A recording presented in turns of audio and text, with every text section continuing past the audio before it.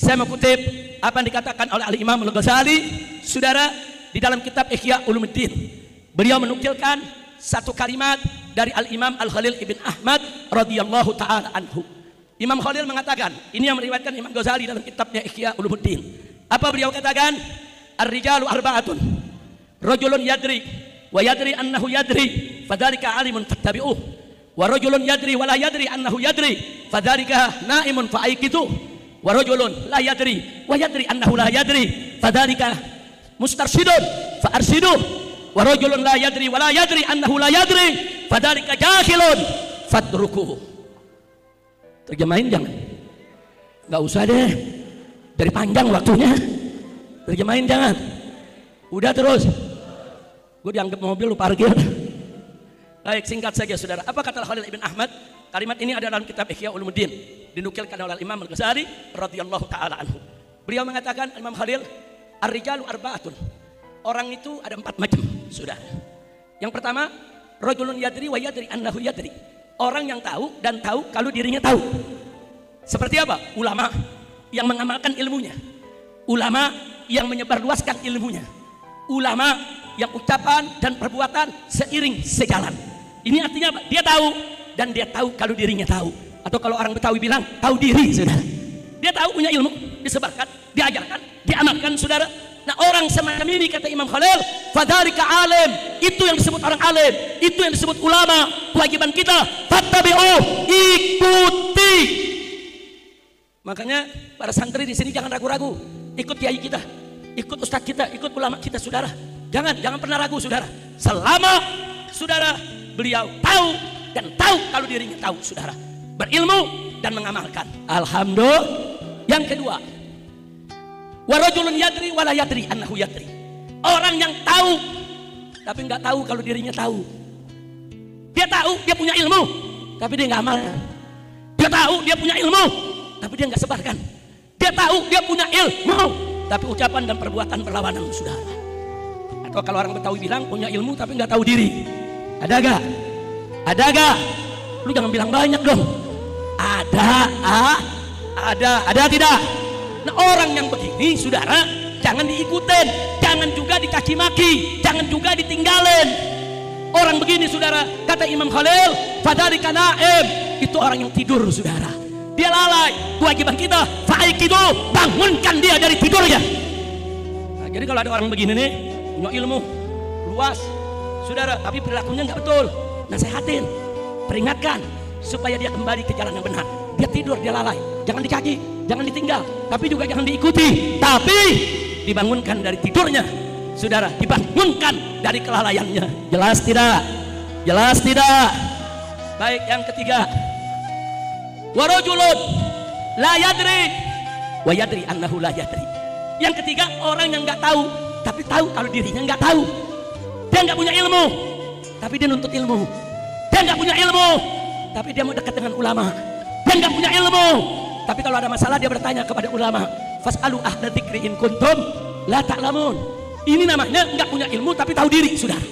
Orang seperti ini kata Imam Khalil, fadzalika mustarsyid.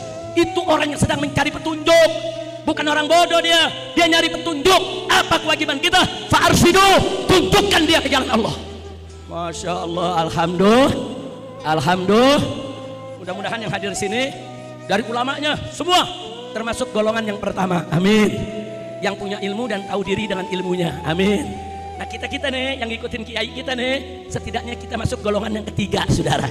Nggak punya ilmu tapi mau hadir majelis taklim, nggak punya ilmu tapi mau dengar apa fatwa ulama, alhamdulillah. Nah, jangan jadi golongan kedua, betul. Yang keempat bagaimana? Ini yang paling parah, saudara. Yang keempat, warajulun la yadri wa la yadri annahu la yadri. Saudara, di sini dikatakan orang yang tidak tahu dan tidak tahu kalau dirinya tidak tahu. Udah nggak punya ilmu, nggak tahu diri, saudara. Nah, dia nih nggak punya ilmu, sok bikin fatwa sendiri.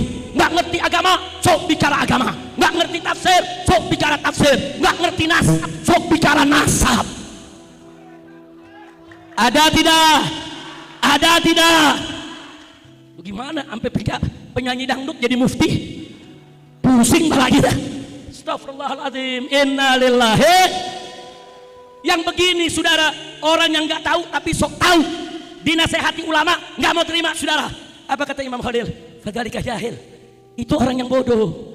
Kewajiban kita fatrubuh, tinggalkan dia. Ada yang nanya, Habib, kok orang bodoh ditinggal? Kan orang bodoh kan diajarin. Jawab jangan. Suruh jawab lagi. Jawab jangan. Nah kalau semua dijawab, PR-nya kapan? Ya udah, ini terakhir yang kita jawab, saudara. Ini orang begini, kalau orang Betawi bilang, udah goblok teka lagi. Nah, lu paham gak tuh?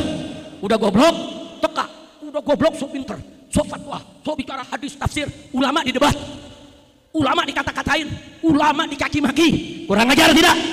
Kurang ajar tidak? Nah yang begini, saudara, harus ditinggalkan. Kenapa? Kenapa kita nggak nasehatin, Habib? Bagaimana kita mau nasehatin? Ulama aja dimaki-maki, apalagi lu. Betul? Ulama dikaki-maki sama dia, berarti udah nggak mau dengar nasihat. Betul? Betul? Ulama dilawan sama dia, bagaimana kita mau nasehatin? Betul? Makanya maksud Al-Imam Khalil, kalau ada orang goblok teka, sama ulama nggak mau dengar, diasingin dulu, tinggal dulu, biar dia berasa. Kalau nanti dia nggak punya teman, kesono orang mabur, kemari orang lari, ke sini orang nggak mau berteman, baru dia sadar, kenapa semua orang lari dari aku ya? Oh mungkin aku goblok tapi teka kali. Nah kan udah mulai sadar tuh. Begitu sadar, dia hadir di majelis, dia belajar, dia memulai hidup baru untuk tuntut ilmu, baru naik pangkat jadi mustarsyid, baru kita kasih petunjuk ke jalan yang benar. Betul? Betul? Nah sekarang saya mau tanya semua yang ada di sini, saudara, semua yang ada di sini, mau masuk kelompok yang keempat? Mau masuk kelompok keempat? Sekurangnya insya Allah kita semua masuk kelompok ketiga. Amin. Ya Rabbal Alamin. Nah, baiklah ya ikhwan, setelah panjang lebar saya sampaikan saya punya ceramah tersebut, akhirnya di penutup saya mau katakan busra lakum, beruntunglah kalian semua, hei para santri al-itqan. Kenapa saudara? Li'annakum, karena antum semua tata'allamunal ilma min indi ahlihi. Anda semua belajar ilmu dari sisi ulama yang memang ahli di bidang ilmunya. Alhamdulillah. Bukan itu saja, Syekhuna Kiai Haji Mahfuz As-Sirun sanad ilmunya muttasil, saudara. Beliau dari guru beliau Kiai Muhajirin, saudara. Dan Kiai Muhajirin ini belajar kepada masyaikh, kepada sadah, kepada ulama-ulama di Mekah, saudara. Bidang fikih, bidang hadis, saudara. Sehingga semua sanad keilmuannya diwarisi ke murid-muridnya, termasuk kepada guru kita Kiai Haji Mahfuz As-Sirun. Jadi kalau Anda belajar di sini, belajar kepada beliau, Anda mendapatkan sanad yang bersambung ke salafina saleh di setiap bidang ilmu, sampai bersambung kepada Nabi kita Sayyiduna Muhammad Sallallahu Alaihi Wasallam. Nah karena itu saya tanya, beruntung tidak? Beruntung tidak? Nah karena itu ibu-ibu, bapak-bapak, khususnya saudara dimanapun Anda berada, Jakarta dan sekitarnya, titipkan anak kita di pondok pesantren. Titipkan anak kita di pondok pesantren. Tadi Kiai Haji Ma'ruf Amin dengan luar biasa. Pondok pesantren ini saudara, pabrik ulama, pabrik kiai, pusat ilmu. Kita nggak dapat di sekolah-sekolah umum, saudara. Nggak ada. Kita mau ada berguru langsung kepada kiai, kepada ulama, adanya di pondok pesantren, saudara. Yang kedua, tadi sudah disampaikan oleh kiai kita, saudara, bahwa pondok pesantren ini juga menjadi tempat pensucian jiwa.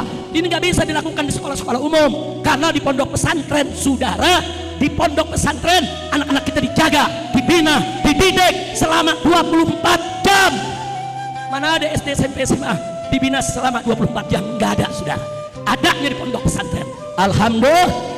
Jadi apa yang sudah disampaikan oleh Kiai Haji Ma'ruf Amin hafizahullah ta'ala wa jazahullahu khairal jaza anil Islam wal muslimin, itu luar biasa. Ya, pesantren pabrik ilmu, pabrik ulama, pabrik keberkahan, saudara. Bagaimana nggak berkah? Kita belajar langsung kepada ulama-ulama di pondok pesantren yang sanad ilmunya muttasil sampai kepada ulama salaf, bahkan sampai kepada Sayyiduna Muhammad Sallallahu Alaihi Wasallam. Maka itu saya mau tanya semua, siap dukung pesantren? Siap masukkan anak-anak kita ke pesantren? Siap bantu pesantren? Siap jaga pesantren? Hei para santri, belajarlah yang bagus. Ta'allamu bikulli jiddin wa ijtihad. Belajarlah kalian, hei para santri, dengan sungguh-sungguh, dengan tekun. Insya Allah dari al-itqan akan lahir ulama-ulama yang amilin. Amin ya rabbal